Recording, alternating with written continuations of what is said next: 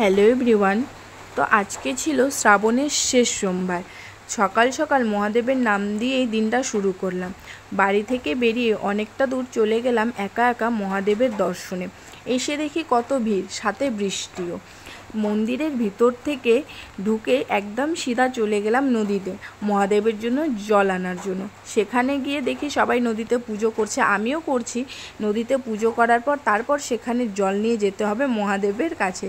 যেই নদীতে নামলাম দেখি জলটা এত ঠান্ডা আর ঢেউটা এমনভাবে আসছে, মানে ভয়ও লাগছিল, সমুদ্রর মতন আর কি। তারপরে ফুল বেলপাতা সব কিছু নিয়ে চলে গেলাম মন্দিরের ভিতরে। অনেকক্ষণ সবার পিছনে লাইনে দাঁড়িয়ে, আমার পিছনে কেউ ছিল না প্রায় আধা ঘন্টা পর্যন্ত, আমি সবার লাস্টে ছিলাম। তারপরে দেখি সবাই পুজো দিচ্ছে, যেহেতু একটা ছাদের নিচে আর কি অনেকগুলো ঠাকুর আছে, তো সবাই সব জায়গায় পুজো দেয়। তো আমি গেছিলাম যেহেতু মহাদেবের জন্য, তো আমি সবার আগে এখানেই পুজো দিব, তারপরে বাদ বাকি। যেহেতু একা গেছিলাম অত বেশি ক্লিপ নিতে পারিনি। কোনো রকমভাবে এত ভিড়ে ভালো মতন পুজো দিয়ে বেরিয়ে রাস্তার উপর থেকে দেখছিলাম মন্দিরটা। তারপরে আমি না প্রসাদ নিতেই ভুলে গেছিলাম। তারপরে আবার মন্দিরের ভিতর থেকে ঢুকছি প্রসাদ নেওয়ার জন্য।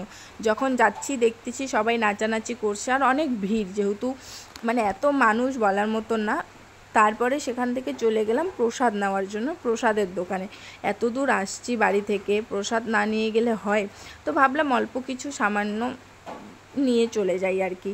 তারপরে পুজো শেষ করে প্রসাদ নেওয়ার পর অনেকক্ষণ 1-2 ঘন্টা সেখানে বসার পর তারপরে বেরিয়ে পড়লাম আবার বাড়ির উদ্দেশ্যে। সবাই ভালো থাকবে। হর হর মহাদেব।